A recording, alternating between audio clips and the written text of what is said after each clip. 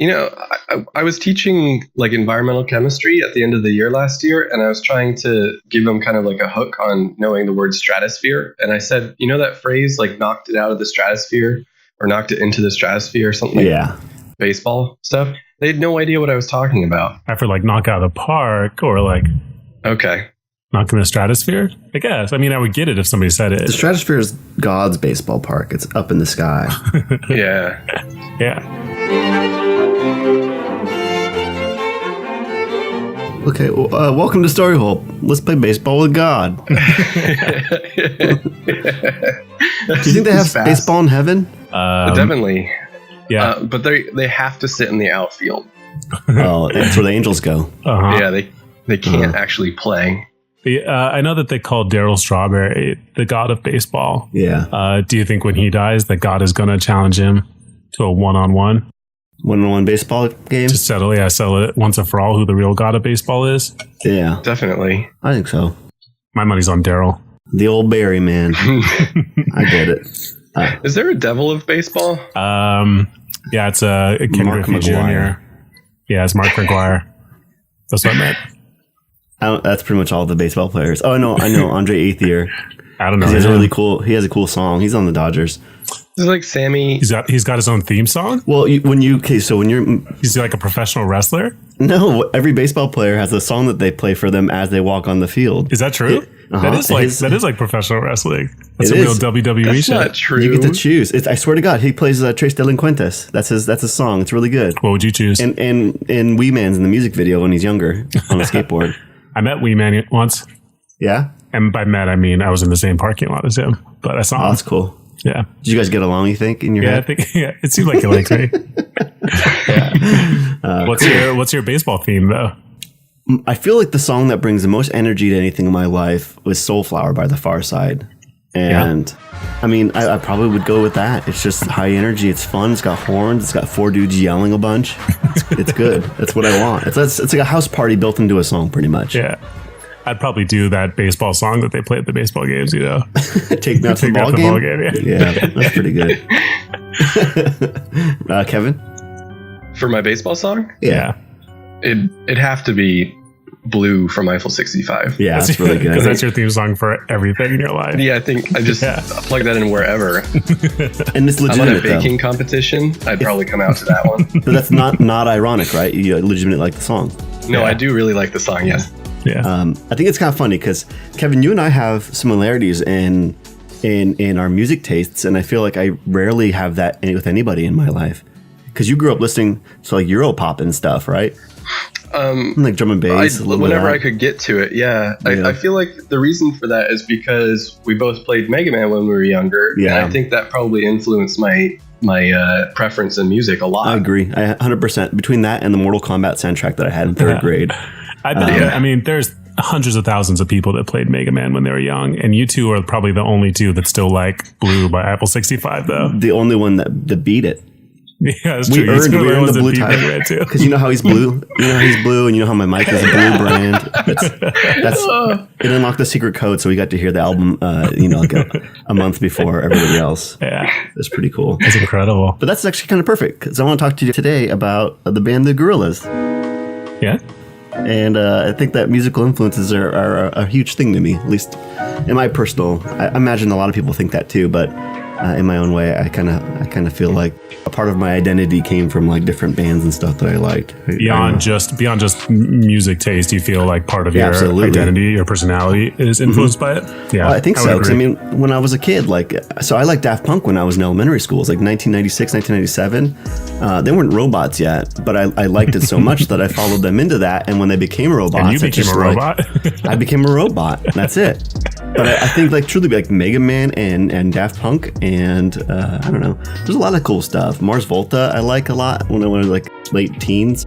I know that you're very into robots. I think we've talked about this before on the podcast, actually, how you would want to die by the hands of a robot. Yeah, absolutely. I've never put that together, though, that you have such a history with loving robot things like Daft Punk and Mega Man. Yeah, those are like your two big things from your childhood are probably Mega Man and Daft Punk. I mean, if I was a Trivial Pursuit thing and I had five wedges, you would have robots, you'd have space, you would have animals.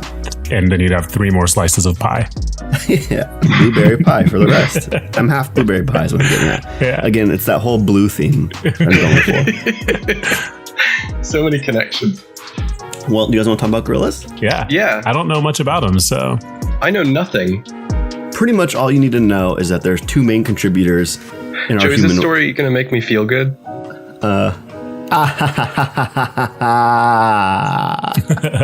If it doesn't, I'll make you feel good later. That's the beginning of that. Sorry. That was from the song. That's good. Also, are we looking at the history of the actual band, or are we talking about the fictional narrative? The fiction of the cartoon band. Okay, cool. Because they're the ones who are the actual band in theory. Oh. That all comes from 2 guys that kind of set this up. So there's Jamie Hewlett, who is the comic book artist for Tank Girl. Okay. And Damon Albarn, who's the singer for Blur. If you don't know who Blur is, they're the ones who did that song that goes, woohoo. Woohoo. Oh, yeah. And they also did Tender, if you know that song. But they end up being flatmates. But I don't understand that because they're probably both famous enough that they didn't need a roommate at that time. And so they met by coincidence and became roommates. So, well, they had that perfect connection right off the bat, and they knew that they had to live together. Yeah. yeah. Kind of like live that the life. 3 of us. Yeah. Yeah. We have that connection. Mm-hmm. I'm very rich. I could definitely afford anything that I want, but I chose to live with Roger. Uh-huh. And right now, I am also extremely wealthy, but I choose to live in your garage, Joey. Hey, side note, let's just congratulate Roger for a second because he just bought a house.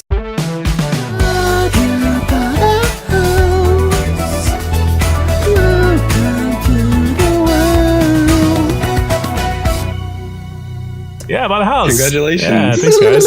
When are you going to move in? You don't want me moving into that house. You know what I do. You know how I live. Yeah. So these 2 guys are hanging out.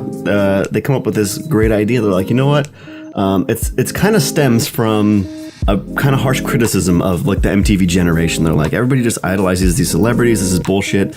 What is the furthest we can push this and make a mockery of it? And like, well, let's just make a cartoon band. There's not even going to be any real characters for anybody to idolize. That's the best way we can go about doing it. Oh, I like that. Yeah, and so the whole thing is the 2 of them are equal contributors. They're the only 2 that actually make up this band, plus guests.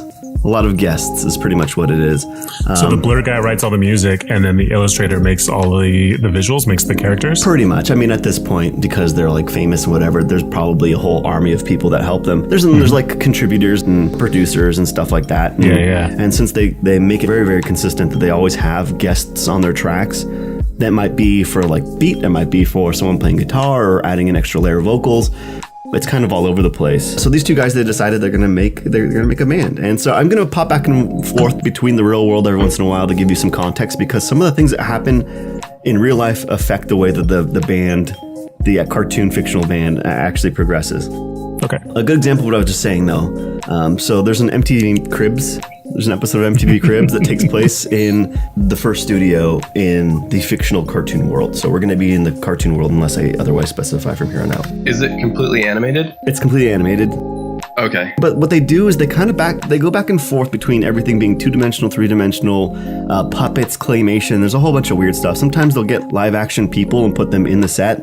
But just for all intents and purposes, let's just say that it's all animated to make it easy. Okay, everything's animated. So they have an animated episode of MTV Cribs, which if you're younger, you probably don't remember, but on MTV, towards like the end of the MTV reign, they had a bunch of like reality shows, and some of them were to go show off rich people's houses that were musicians or famous folk. And so just as a funny thing, they go and Murdoch, who's one of the members, he's the founding member of the band in the fictional world, is like, walking us around and showing us everything. Now, the thing you need to know about the Gorillaz going into this is that they're heavily influenced by really dark stuff, a lot of old scary movies, zombies, vampires, really crude humor, but the characters themselves have their own specific personality. So Murdoch is just a disgusting.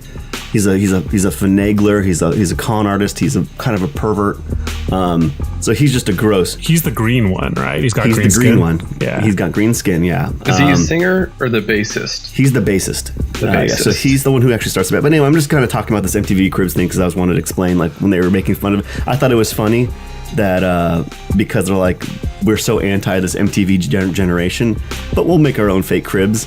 And in it, they're straight up just ragging on MTV. Like there's a whole scene where for like 5 minutes, Murdoch is just pissing on MTV Movie Awards and peeing on walls and stuff. It's just all over the place. There's it's pretty good. That sounds great. Literally pissing, not figuratively pissing. He's literally pissing. He's holding his wiener and he's peeing all over the place, which is kind of the norm for what you have to expect for these characters because they're pretty all over the place. So let's start with Murdoch then. Since Murdoch is the first one to more or less make the band, we should probably figure out who he is. So Murdoch, his name is Murdoch Nichols, but his middle name is Faust. Which, cool. Depending on when this episode comes out, you will have the history of who Faust is, but that's directly tied to Murdoch. Murdoch he was born June 6th, 1966, so his birthday is 666. He's a Satanist. Okay, cool.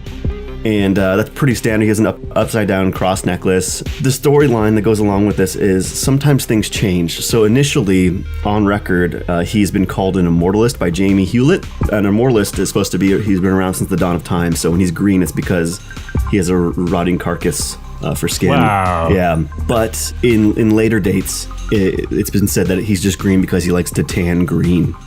And he doesn't shower. He's just a gross guy. So man, I wish that was an option that you could tan whatever color you want. That's really that would be cool. I'm so tired of being pink all the time. What color would you be? Blue Dabba-Dee.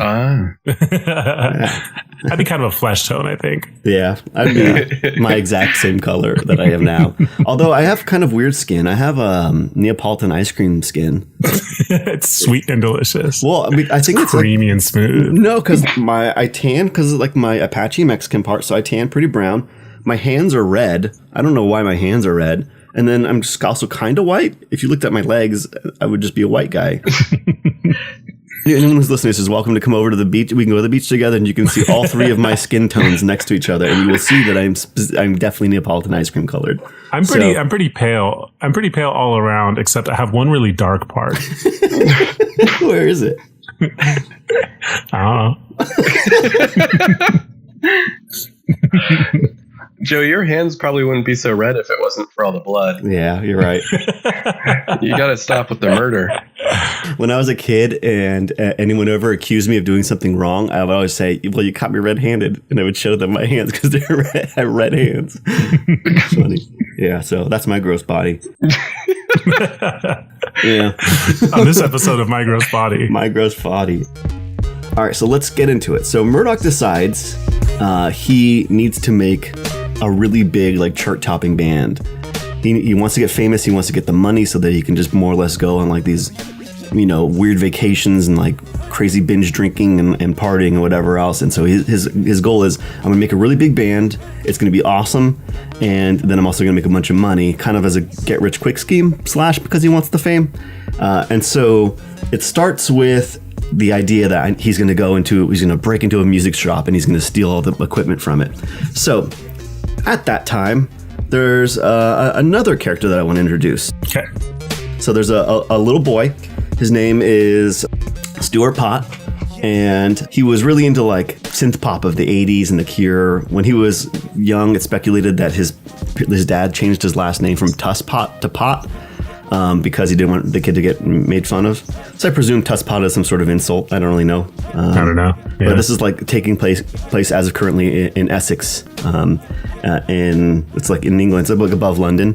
And so I imagine over there in Essex that maybe calling someone a tusspot is an insult. I don't know. So when he was 11 years old, he hit his head on a tree, and it caused his hair to turn blue. He's a little boy. He likes old zombie movies. He's into westerns. He's kind of timid. He was obsessed with like synthesizers, so he got a job working at a music shop. While he was working at this music shop, that's when Murdoch crashed his car through the window and into his eyeball. What? What? He crashed Into the kid's eyeball? into his eye. I think he's like 18 at this point, you know. He's younger than Murdoch. It's funny because you can see storyboards of this, and it's just him screaming, and the car wheel is going into his eye. Gross. And so what ends up happening is it more or less puts him into like a catatonic state, where he's just pretty much, he's not responsive at all. But Murdoch got in trouble for it, so he was sentenced to 30,000 hours of community service and to be the caretaker for Stu Pot until he gets better, pretty much. Is he like in a coma at this point? So he's awake. He's like conscious. He's not responsive. Gotcha. Is what it is. Yeah. Of course, you know, being the responsible, good citizen that he is, Murdoch Nichols throws him in the back of his car, and he starts doing donuts in a parking lot of a Tesco, which is kind of like a Costco. Yeah. So like a market. Think of like a market parking lot at night. It's funny because like in the storyboards, you see the girls are like flashing him and stuff, but that's probably not true at all because he tends to like romanticize stories, make them like way bigger than they actually are, ornament stuff. But it's never right. So it was probably just someone over there, and he just thinks he's being a hot shot. Yeah. And so in his words, he gunned it to 90 miles an hour and lost control of the car, and he crashed, and that sent Stu Pot out the window. Oh no. And in that accident, it kind of shook him back up, so he gets back up and is kind of awake again. But now he has two busted eyes. And so if you ever see the characters, we already described the first guy. He's green. He's kind of gross. He kind of has a lizard tongue, just to put that out there too, and one red eye. But this other guy, who's more or less just kind of a human-y kind of guy, is a kind of a scrawny, like a white dude, but with blue hair. And now he has two black eyes. And they're when you say black eyes, they're not like bruised around the skin. His actual eyeball is solid black, right? So there's two things about that. The initial interview with those two characters, they're laughing about it, and they just say he's missing his eyes. He doesn't have eyeballs anymore. Oh. But that goes on to change. Okay. The accepted canon now is that he just has blood that's completely pooled into his eyeballs. Oh. And so you just see black. He has black eyes. And so the actual, think like the white part and like the iris, the whole thing is blacked out. Seeing this, Murdoch says, oh shit, like that's the guy. He's kind of dreamy. He's kind of handsome. He's got blue hair, and those two black eyes, those two dents that he has in his head are fantastic for a lead man. Because of those two dents that he has, he starts calling him 2D. That's where he gets his name. Yeah, so right. 2D is the front man, and that is appointed more or less by Murdoch. But what we need to understand is that from here on out, we are now going to set up how these two interact. Murdoch is a do anything, take anything, control and scare and do whatever it takes to get what I want kind of guy. And 2D is kind of a timid dude. And he's kind of afraid of Murdoch, and it limits him from his ability to do whatever he wants to do. But he is a talented musician, so he plays synth, he plays melodica, he sings. And he's the front man. That's what it is. So we have two of our band members at this point. But they're not. So they're not really friends per se. No, they're not friends at all. Okay, gotcha. Yeah, not at all. But I think it's safe to say that Murdoch is scaring him into doing this. Okay. Yeah. Kind of like what it's kind of like what you guys are doing to me with this podcast, huh? Yeah. And you better shut up. You do what we say. I'm sorry, sir. I'm gonna come and bop you in the eyeball. Not again. Well, I do want to talk about that a little bit. There's an animation online. Oh, okay. This backstory was in that cartoon. Yeah. So okay. Yeah. So. And it looks like it was dated. It looks like it was made around the year 2000, which I think is important just to kind of point out for later on in the story. It may have been done by a fan, but it is a good time capsule for animation from the year 2000. It looks kind of like in the style of the Flash animated Attack of the Clones, the Star Wars series. It's really angular. Like Samurai Jack, kind of. Kind of like Samurai Jack. I would say it looks a lot like Dexter's Laboratory, a lot like Powerpuff Girls. Yeah. That was kind of a cartoon style that was really famous around the year 2000. If I can get technical, it's kind of like Googie architecture, if you know what that is. Not at all. Gucci? Lots of big ovals and stuff. Kind of just retro vintagey. Yeah. Yeah, retro vintage. Kind of retro futurism, a lot of big angular arrows and starbursts and like weird organic round shapes. Carpet in the bathroom. Yeah, carpet in the bathroom, carpet on the walls too. It's always like orange carpet too. What was going on at that time? Why did we stop doing that? We should take that back. Yeah, we can. That could be our mission for this. Roger just bought a house. Yeah. I'm going to put carpet everywhere. Yeah. I like that. All right, so we're back in the story now. They need a studio. They need to find a place for them to start recording their music. Murdoch finds a website for gigantic disused haunted studios in the middle of nowhere. I wish that was real. Phase 1 takes place at this place called Kong Mansion, spelled K-H-O-N-G at first, but in the music video it's just Kong, K-O-N-G. There's a man named Sir Emmerich Kong who was the original owner of this.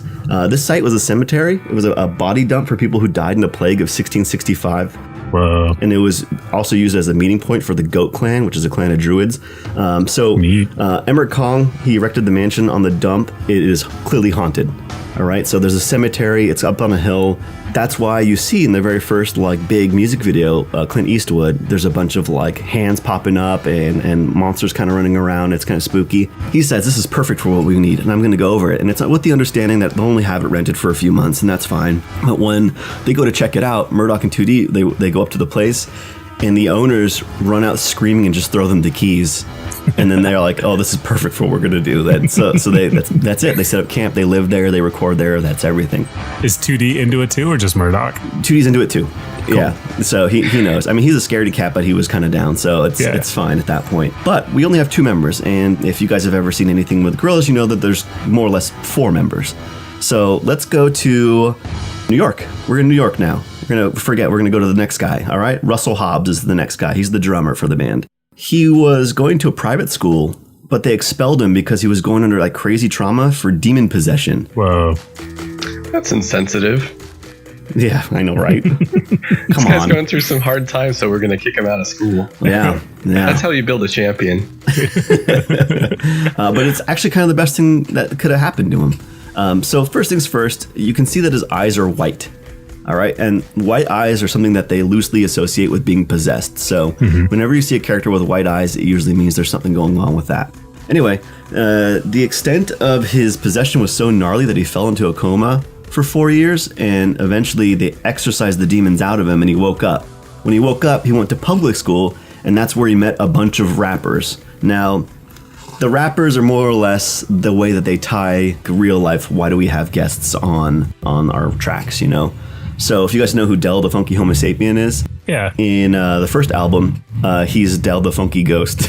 And so he's on a couple tracks. He's on Clint Eastwood. He's on Rock the House. He's actually the one who's singing it all in Rock the House. That's how they tie that in. So he meets all these friends. They're all really into music and rap and stuff. And so he finally finds people that are kind of into what he likes. But then they're at a 7-Eleven one day, and a black Hummer comes by, and there's a bunch of hooded red figures and one black hooded figure. And they open up and they shoot all of them. Whoa. And they kill all of his friends. Oh, no. Yeah, all of his friends. He survives, but all of his friends are now dead, and he's really sad. But he gets a good look at the guy with the black hood on and starts calling him the Grim Reaper.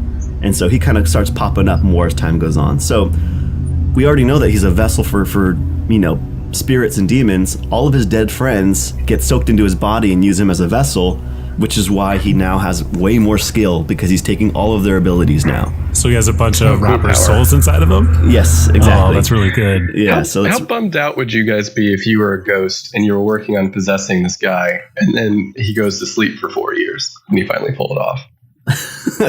Well, I mean, can I still what's it like being in a brain? I imagine it's like thinking right now.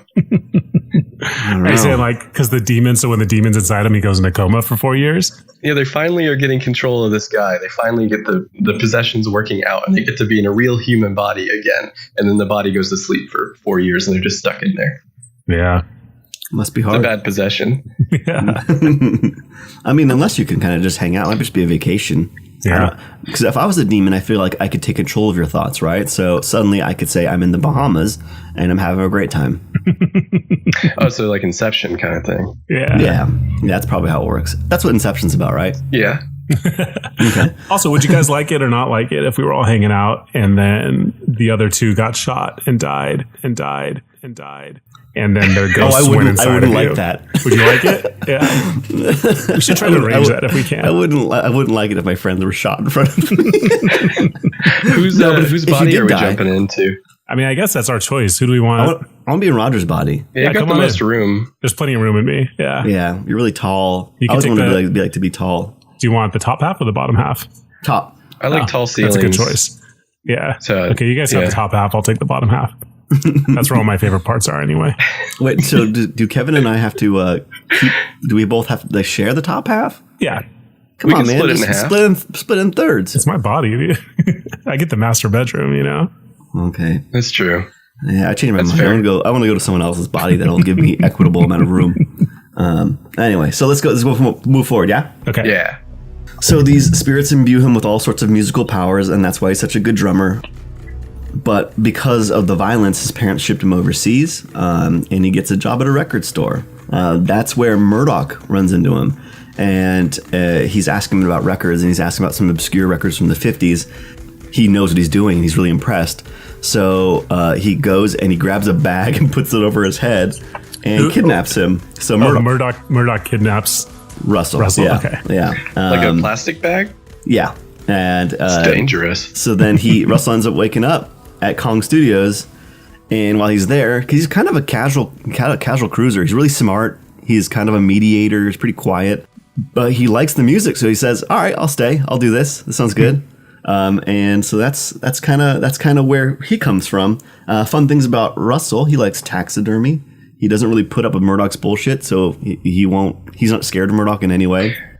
It'd be pretty hard to scare a guy who's been through what he's been through. I feel like. Yeah.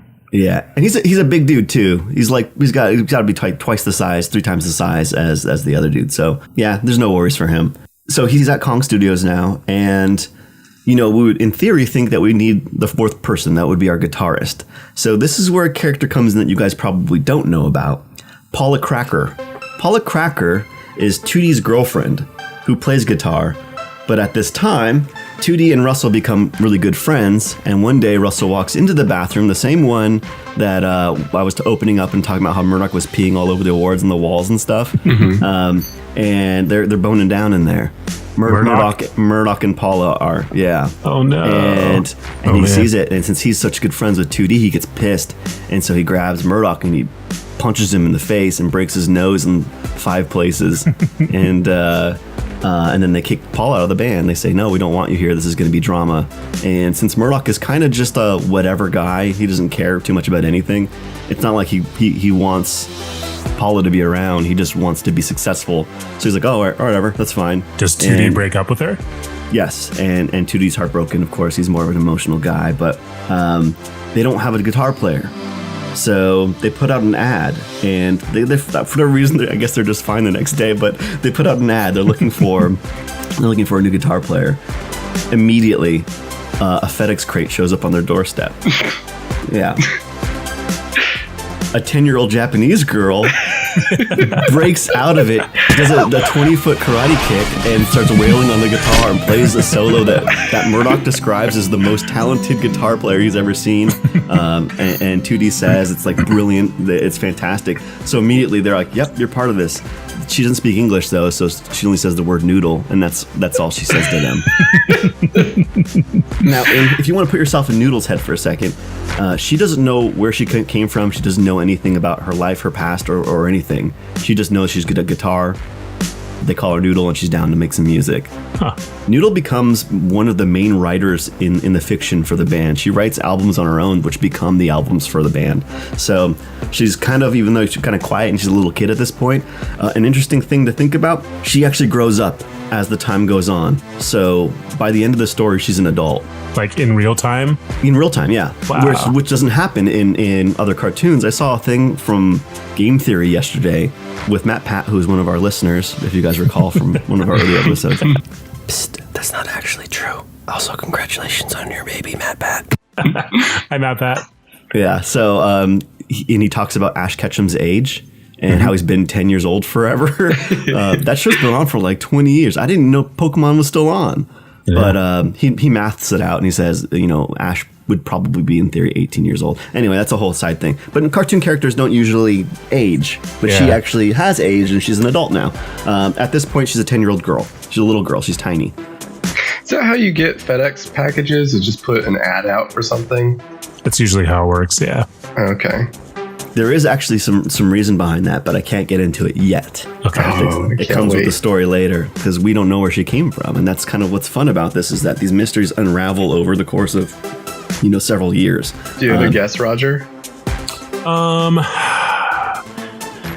gonna say she is a plant. So there's somebody that's trying to get to Murdoch, and she's like maybe a spy of some kind that's sent to infiltrate.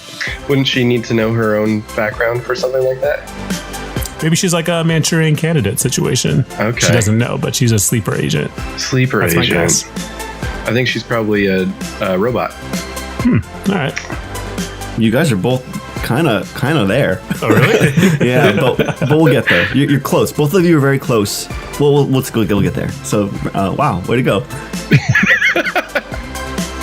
In the lore at this point, they're ready. They make some music. They put out a song.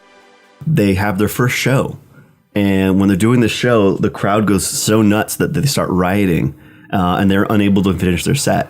But there is a representative from the label AMI. His name is Whiffy Sniffy, and he's really excited about it. So he just has a shotgun on him, and he shoots it into the sky to get everybody to get away from them. And then he more or less signs them immediately to the label. This is where the full album comes out. That's where we know that's phase one. That's the extent of everything that's there. But there are some little loose ends that I'm going to go ahead and tie up for you real quick. At that time, Kong Studios was allegedly shut down to be investigated for ghosts. And in the lore, these people, the bandmates, were going to go off to go shoot a movie. Now, this is kind of representative of real life, but kind of not. At that time, they were releasing these DVDs with shorts that people thought were amping up for an actual movie. Oh man, these are teasers for it. But later on, in like a much later date, is revealed that was more or less the scrapped results of a test for the movie that they weren't actually getting funded for. It seems like they were amping up this whole idea of them going off to get ready for a movie because they were actually going to shoot a movie and then they didn't follow through with it. Mm-hmm. That's why the band was doing that, and it's kind of a weird lost detail. Also at this time, there's a mockumentary called Charts of Darkness, and it's about the two founding human members that we talked about. In real life? In real life, yeah. Okay. The musician and the artist. And it's about them in an insane asylum. But it's fake. It's obviously it's a fake thing, but it's a mockumentary that's made for TV about them being in an insane asylum. But that's also neither here nor there. It's something else that was released as a side thing. After the first album, they kind of split ways for a little bit. 2D decides to go home and he works at his dad's fair. There's an interview and it's he's talking in front of like bumper cars. Murdoch goes to Mexico with the money that he has so far. He gets drunk and he spends time in brothels until he gets arrested. But he makes like friends with two I want to say Mexicans. They're like mops. Yeah, but they're like mobsters. And they help him break out, and he has his buddy is a raven, makes a friend, a raven named Cortez, and he breaks out. Cool. What did he go to prison for? Probably just unruliness at the brothel. I don't know. Is that legal there in Mexico? I don't know. No, I don't think so. Idea. Yeah, so that's probably what it is then. Oh, so Russell goes to LA at this time, and he gets confronted by the Grim Reaper, who takes Del from his body permanently. So Del is no longer part of his body. The Grim Reaper that shot his friends originally? Yes. And then Russell ends up having an emotional breakdown until Ike Turner invites him to come stay at his basement. which is Ike because... Turner from like Ike and Tina Turner? Yes, correct. But he's a contributor to the album. So that's probably why. Noodle goes home to Osaka, Japan to try to track down where she came from. She is in a sushi restaurant and she hears a chef say ocean bacon. And when she hears that phrase, it brings back all of her memories and her ability to speak English. Hey, that's kind of right, huh? Yeah. Yeah, but it gets bigger than that. But also she learns she also has the ability to speak every language. Whoa. So she realizes she has this mentor. His name is Mr. Kyozo. She tracks him down, and he explains that she's the only surviving member of a scrapped super soldier program. He had to kill all the other members, but he couldn't bring himself to do it, so he erased her memories and hid it with the code words, ocean bacon. I'm surprised it took her this long to come across the phrase ocean bacon. I'm pretty sure that's the first time I've ever heard it, though. I get it every day. What if you heard ocean and bacon separately? Does that work? How do those things work? Like a code word? I think you have to hear them back to back for sure. Yeah. we're going down to the ocean. Bacon is baking coming. potatoes. What if two people are walking by and you hear two different sentences, and it just happens that someone's saying, "We're going to the ocean to have a party." The other one's saying, "Like, Bacon, oh, do you want yeah. some bacon for lunch?" And so you hear the ocean bacon, but it's two different people. Would that work? That would work. Yeah, I think that does it. Okay. Well, good to know for future reference. Kevin, do you feel any different after hearing the words ocean bacon?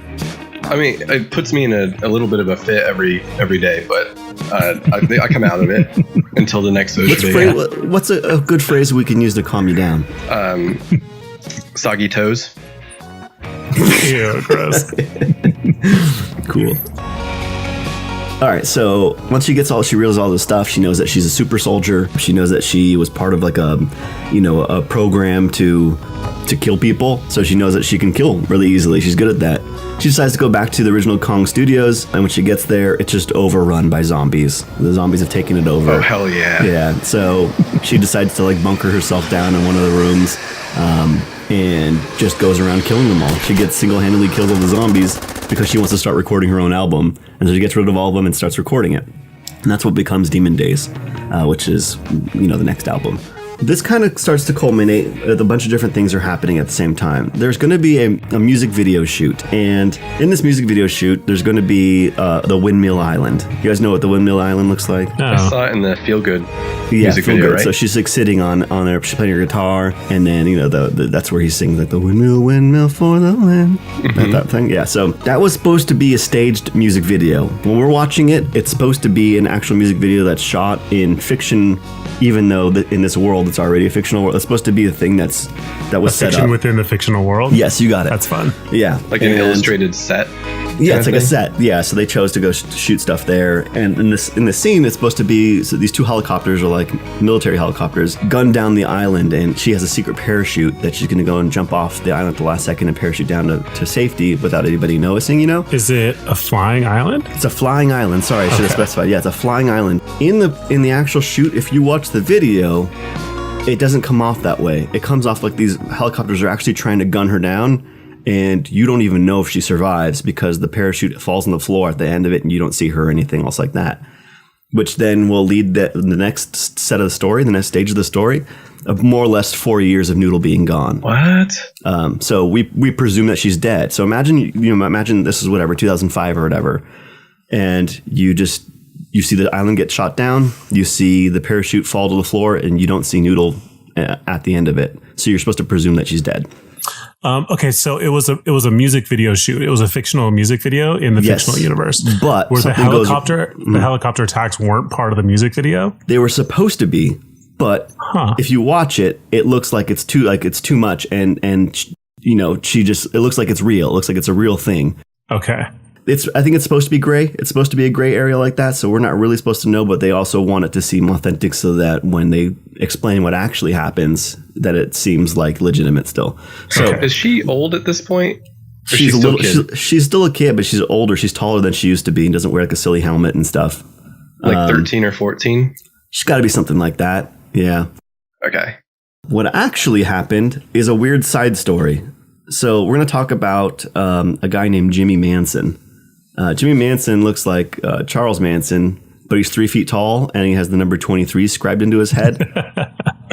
Hey, it's Michael Jordan's number. Yeah. Big MJ fan, probably. Well, the whole thing is that there's a whole back lore about 23 being like the number of the beast kind of thing. Like 2 times 3 is 6. Yeah, okay. 6. Yeah. Or also I think it's 2 divided by 3 is 0.666. There's a whole bunch of stuff. The number 23 shows up frequently in this series. You see it everywhere. It's like written on walls.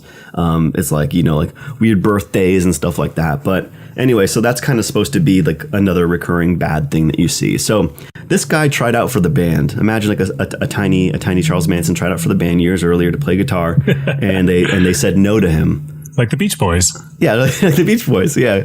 So yeah, that's probably exactly what it's supposed to be, right? Mm-hmm. Yeah, it's pretty good. Did you know about that, Kevin? No. Charles Manson tried to play guitar for the Beach Boys, and they weren't into it. You guys ever listen to Charles Manson's music? Yeah, I'm not into it. It's not great. I like Look at Your Game Girl. That's a good song. Yeah, I mean, it's not It's like nothing special though. Like it's not a good song. It just sounds very generic 60s like folk rock, I think. That's something that you're more of more of that stuff than I do. I don't know about that, but I do like it though. I just wish he would have used a metronome because it seems like it changes pace kind of. He's got a lot of flaws, but that one was that's first and foremost. This podcast is let's really get into the depth of Charles Manson's music playing. So there's a whole thing where he might have had some ties to the record label. I think he was trying to become the leader of their record label or a separate one. It's really weird and bizarre. But the whole thing is that he wants to kill them and try to take the money from them. Murdoch makes a little deal with them. He's like, well, how about this? You can be in our music video and you're going to go inside the windmill tower and there's going to be a bunch of guns in there. And when the helicopters come, you can shoot them down. And this is like unbeknownst to Noodle or anybody else who's making the music video. And so Murdoch makes this deal. He says, yeah, go do it. But he knows that Jimmy Manson is a bad guy who's trying to kill them. So what he does instead is, Jimmy Manson runs up into the top of the tower and he locks the door, or he makes it, he sets it up so the door locks behind him and there are no guns in there. That way, when the helicopters shoot down the island, Jimmy Manson dies with the island. Was Noodle just in the wrong place at the wrong time, or was that part of the plan? It was part of Murdoch's plan without her knowing. Gotcha. Okay. Yeah. We're now at the next scene where Murdoch had taken all of the money that he'd made. He burned down the rest of the studio. He took the insurance money. Burned down the haunted mansion? Yeah. Oh. And then he blamed it on a bunch of kids and they all got arrested. But since he has all that money now, he starts going on this drunken party voyage around the world. He's on a boat. Out of nowhere, we start seeing that there are these pirates that are kind of attacking him and they're manifesting from black clouds and they're called the Black Clouds. Furthermore, we also see one extra spooky character who has imagine a big Batman cape with a gas mask on it, like gas mask and goggles. That is called the Boogeyman. And that Boogeyman is also coming after him. So Boogeyman can manifest out of black cloud. So we presume that he's part of them. But he's also known as the fifth horseman of the apocalypse, which is called flatulence, and he rides a donkey. That's very good. Yeah. We'll end the world. Excessive farting. Pestilence, war, death, and flatulence. Yep. And so we know that he's now going to be a looming character. He's kind of the villain for this arc right here. He decides he needs to get away from everything. He's got to get away from the pirates, and he's just sailing around until he finds an island that's made out of garbage. He paints the island pink and starts calling it Plastic Beach. He decides this is where he wants to have his new hideout and new studio, so he ships a bunch of the band's equipment and starts building it up there. We also find out at this time that Murdoch, he did try to go find Noodle. So after everything happened, he went back over to the crash site to go see if he could find her and help her or whatever else he needed to do.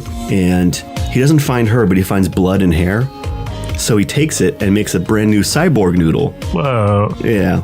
And so Kevin, you were also right too. There is a robot Noodle involved in this story. Oh, cool. And he's using her as a replacement for a real Noodle for the band. So at this time, Russell's still in a really bad state. He's kind of gone, and Murdoch decides just to make a drum machine out of all of his equipment to replace him. So that is the real world justification for the shift in Plastic Beach being a lot of electronic drums and stuff. That's neat.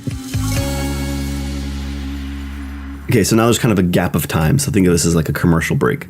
When we now see Russell next, he kind of has more of a conviction about him, and he decides on his own without any really information. We don't get any information. As he's just going to swim to Plastic Beach. We're not sure why he knows to go there. But he just jumps off a pier and starts swimming, and he's going to swim all the way across the ocean. In the process of doing so, all the microplastics and the toxins of the ocean get into him. And as he's swimming nonstop, he just gets gigantic.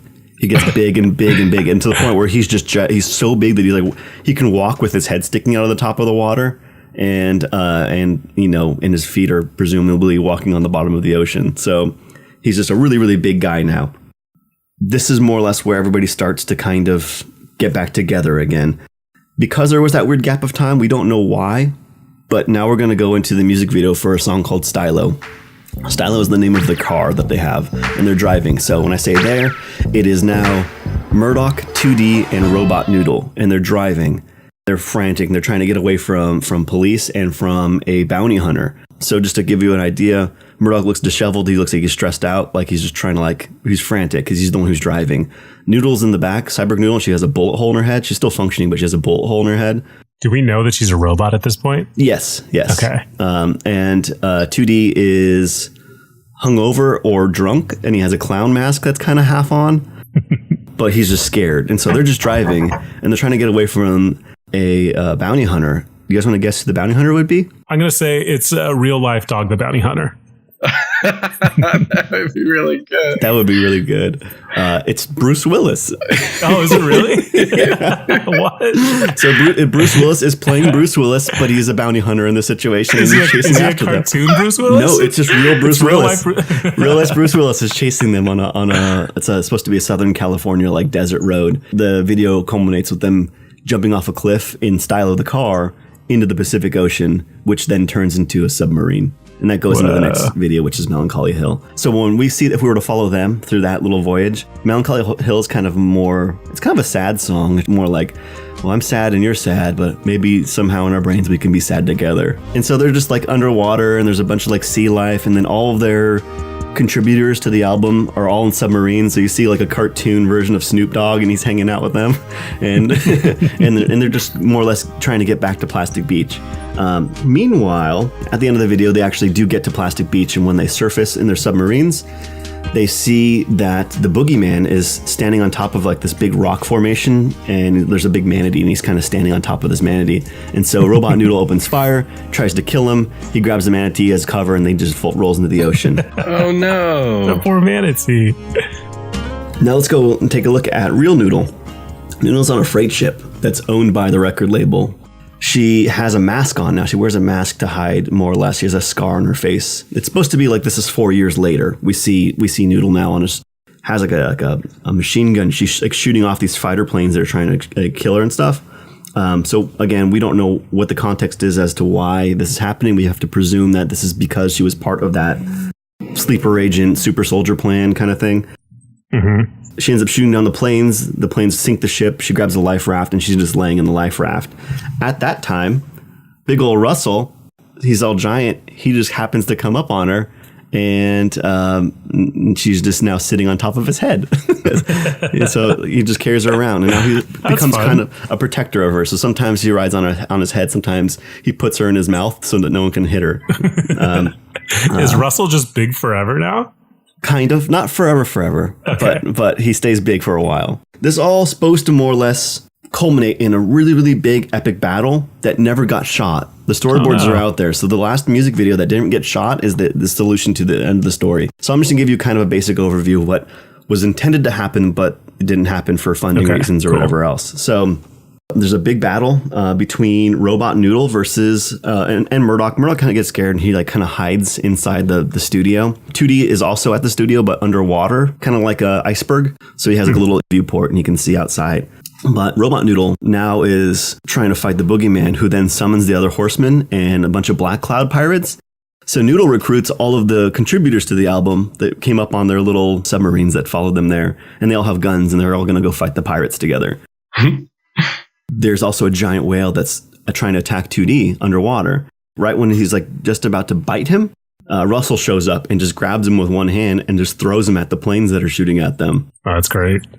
The boogeyman tries to run away again. This is where it gets a little shaky. They end up redoing the story in the books versus the end of the actual video lore. So what ends up actually happening is that there's going to be a weird, this is a weird side thing. They made a deal with Internet Explorer 9 as a promotional thing. What? To make like a weird commercial about them. I don't know. They're touring around. It's Murdoch again, kind of leading them. And it's pretty funny and pretty fun. There's it shows them the awards they have on the wall. One of them is for this thing called Little Dolphins Academy, which I looked it up. And it's a spoof of a thing that you would take your toddler to go swim, learn how to swim. Wait, it's an ad to try to get people to use Internet Explorer? Yeah, to use Internet Explorer. But also as part of another promotion, they come up with this character named the Evangelist, who is supposed to be everything, every power identical to, but the opposite, the good version of the boogeyman. And so they have a contest, and it's hosted again through Internet Explorer 9. And you could draw your character, and it was going to win, and that would be the one who was supposed to slay the boogeyman. So the drawing of the evangelist is kind of it's like a fishbowl head with a bunch of tentacles coming out and two one-eyed octopus creatures wrapped around what looks like kind of an androgynous, maybe a female, looks like it's a girl, kind of veiny person with white sneakers and drops squishing out of the sneakers. That sounds pretty wild. Yeah, so it's kind of like a person with a fishbowl head with a bunch of weird stuff going on. And this is the winner amongst many submissions. Yes, and it's not a bad drawing. It's kind of cool, but we don't ever get to see the evangelist do anything. The evangelist is supposed to be the one who slays the boogeyman, but then again, after this point, everything kind of stops, and they end up changing the lore based on what gets released next, which are the books. After all this happens, Murdoch claims after the big fight that he gets into a submarine and he goes to Hawaii. Actually, what's happening is he's in a rundown house in London and he's recording a radio show that's just about his own band, and he just plays his own songs. So this ends up being the next place that they set up camp, going into the next phase, pretty much. The next music video takes place in the next studio they're going to be living in. It's kind of like a rundown, like several stories. We see this video and it's very casual. 2D is walking around. The first chunk of it is just him waking up and like brushing his teeth for like 30 seconds and like in his underwear. But it's very much the mundane happenings of what are happening inside this like world. And so you see Murdoch and he's in one of those like wheelchair assist things for the stairs, you know, that you go ride down. Yeah. Rather than walking down the stairs, he just wants to go down. Those are so gross. Yeah, and he's just like half naked and drooling and snarling at 2D when he walks by. And the whole thing is like he's just scaring 2D a bunch. And as they're walking around, you see this figure that is supposed to be Andre 3000, but he has a black mask with an X on. And he's also just kind of like in the refrigerator and in cabinets and all sorts of weird stuff. There's bowls of severed ears around, and the phrase ocean bacon is on the wall. You see some 2023s, but also the boogeyman is now kind of their roommate. He's just reading a magazine on the couch. He's just hanging out? Yeah. So it doesn't quite make any sense, but we just go with it at that point. I think that's kind of supposed to be more like a throwback to how things used to be. Like the original website that I was talking about at the beginning was just wild. There was just garbage and shit everywhere and a lot of trash. There's just trash everywhere all the time and all these things. Now, there are a few notable changes aside from where the videos ended up going and the individual books of each of the characters. So we're going to have to dip back for a second and look at that again. Murdoch escaped in the submarine. 2D was swallowed by the whale. The whale's name is Massive Dick, like Moby Dick. And the whale died and he floated onto an island. And so he doesn't know how to survive. So he just starts eating this whale carcass. Yeah. And he's living there for a while until one day he sees a plane. So he starts chasing it. And he realizes that a few miles down the beach, it's just he's in Mexico. And there's a rave going. A town? It's just a rave, yeah. And so he gets a job working at this rave, making friendship bracelets until he gets fired and goes home. He got fired for making friendship bracelets. Yeah. Also, so even though Russell is on the roof of that house in the book lore, what ends up happening between all this time is that so Russell had noodle still in his mouth. He was swimming away, but some fishermen harpooned him, and in the process of that happening, they got separated. She ends up kind of like washing up on shore of a fishing village, and he ends up getting picked up by North Korea. North Korea thinks that he's a Godzilla-like figure in their world, so they capture him and put him on display for tourists. But because they don't have any food, the lack of nourishment more or less decreases his size and becomes a human size again. That's funny. And then they let him go, and he goes and meets up. That's why he's in the music video, why he's on top of it. Or I guess that's why he goes back. It doesn't really make sense because he's supposed to be human sized at this point in the books. In the video, he's still back big. there. He's still big. So Noodle ends up meeting this guy who takes her in, who's like he works as like a fisherman. He's training her, and so she's helping out, and she goes down, she finds a clam and opens it up, but in doing so she accidentally releases a demon whose name is Meizu. And she feels bad about that, obviously. She's like, I can't let this happen, but since she's a soldier, she decides to go track down Meizu and beheads him. And so that's her own like side arc that happens, and then she mails herself back, just like in the beginning, to where they are. Yeah, so they're in London now. So there was that album that just came out, the Humans album, was kind of poorly received because it was all about new artists, and there wasn't a whole lot. There's a lot of backlash because everybody was like, "Where's 2D on this? We don't hear him singing for all these tracks. But there is the song called Spirit House, and it shows their new haunted house that they're going to be kind of recording in, and it's just kind of scary. There's a whole thing where Murdoch is going through like space time and looking, and there's a bunch of ghosts. There's like a pizza ghost in the refrigerator and a worm ghost, and there's a bunch of scary stuff going on. But they're all together again. They're ready to go ahead and record the next album. In real life, the album didn't do very well. People didn't like it. But there is one thing to take away from that. There's another music video for Strobe Light. And in Strobe Light, it's kind of just a weird mocap of 2D and Noodle dancing together. Mm-hmm. It's odd. It looks weird. But anyway, the only thing that you really see is a human man, another human man like Bruce Willis. And he's supposed to be a character named El Mierda. El Mierda is a big villain. He's a demon. He's supposed to be a descendant of the Santa Muerte. You guys know that? What's that? There's something called like Lady Holy Death in Mexico. It's like denounced from the Catholic Church, but people still kind of worship her as someone who protects you. In front of someone's house, they set up a statue of her, and it was supposed to be kind of like you're not supposed to love her or worship her or anything, but people still go and bring flowers and fill up the whole statue display every day because she heals and protects and guides loved ones in the afterlife. She has a nickname, Skinny Lady, Lady of Shadows. So she's a saint, but not officially recognized by the Catholic Church. Yes, she's denounced by the Catholic really Church. Cool. But she's like a rogue saint. You got it, a rogue saint. That's neat. So he's supposed to be a descendant of hers, but it's actually a man named Phil Cornwell, who's actually the guy who voices Murdoch in real life. And he just has a fez on and a mustache disguise. And he hands Murdoch a white card. You don't really know much about that. It's just the album was really poorly received. And why I say that is because immediately after that happened, rather than waiting 4 years, they made a new album and released it 1 month later. Oh, really? Yeah. So they were like, this one was bad, let's try it again? Yeah, because everybody was saying, where's 2D? This isn't Gorillaz music. And so they're like, oh, okay. Well, how do we fix that? And this is current day. This is actually happening like this month is where this conversation is starting right now. What they did to fix that, they said, well, what would have in theory prevented 2D from being able to do what he wanted musically? And it's because it's Murdoch. Murdoch is scary. Murdoch is abusive. He doesn't let him do anything. So we're going to put Murdoch in jail. So El Mierda frames him and he ends up getting put in prison. And so this new album, the Now, we don't have Murdoch anymore on bass. So 2D is free to go out and be fun and nice. And there's a new song called Humility with Jack Black dancing in the background. And he's just on skates at the Venice Boardwalk. And he's just having a good time and he's singing and it's back to normal, happy music. But a few things happen in this video.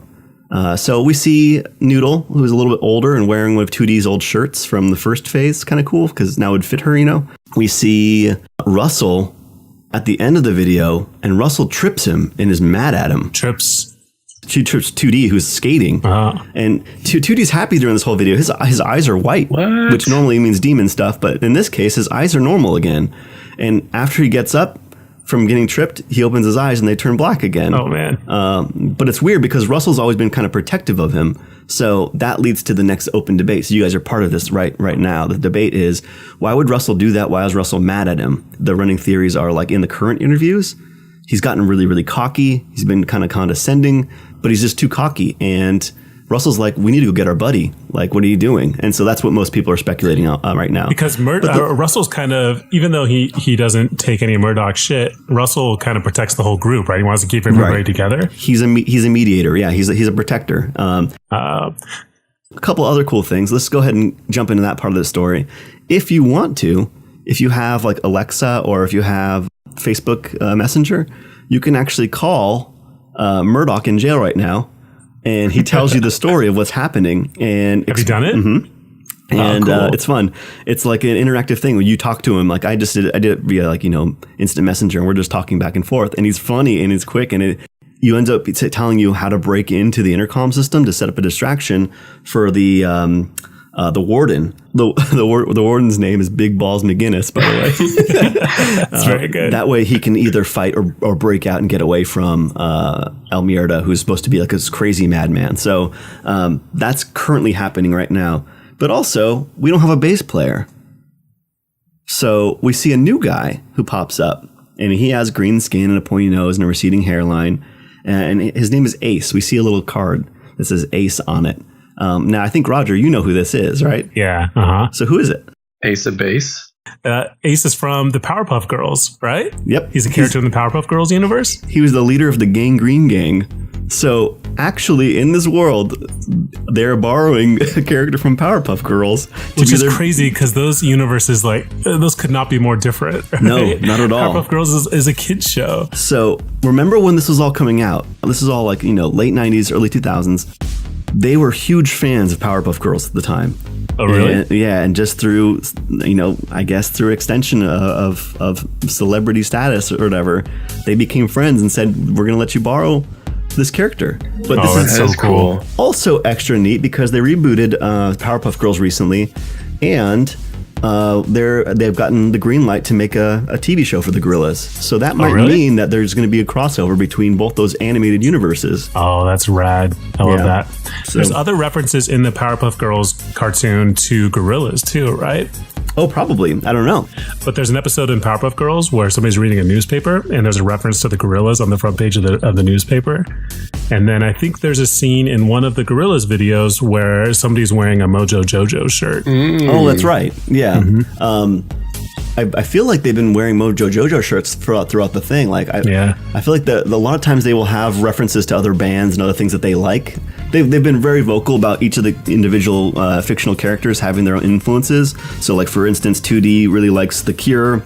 He went to the same school as The Cure. That's fun. Yeah, and he likes the Specials. Even though Murdoch dresses kind of metal, they say that he only listens to punk music, really, and like reggae and dub. But that's why they explain there's no real metal in any of the music. There's punk stuff, but there's no metal in it. Yeah, so they all have like artists that they like.